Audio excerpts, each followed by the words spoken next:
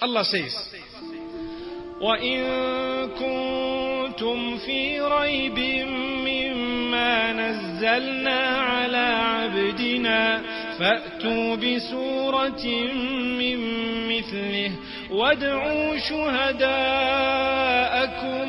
مِّن دُونِ اللَّهِ إِن كُنتُمْ صَادِقِينَ. If you are still in doubt regarding that which we have revealed to our worshipper, meaning Muhammad sallallahu alayhi wasallam, which means if you are in doubt regarding this Quran, then bring forth even a single surah similar to it. What does this mean?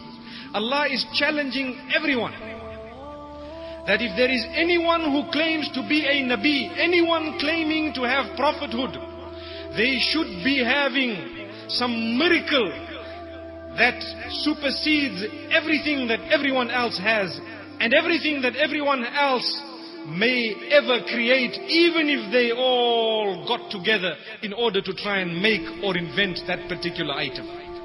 With us, we have the miracle of the Quran. One might ask, what happened to the previous books? They were not meant to remain. In order to prove that the Quran is the final testament which will be above all the other books.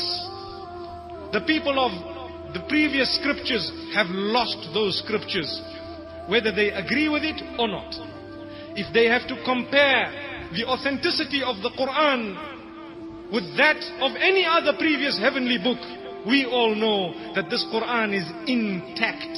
It is the supreme miracle that will exist until the day of Qiyamah. And Allah challenges one and all to say, if you are in doubt, bring forth even a small portion similar to the Quran.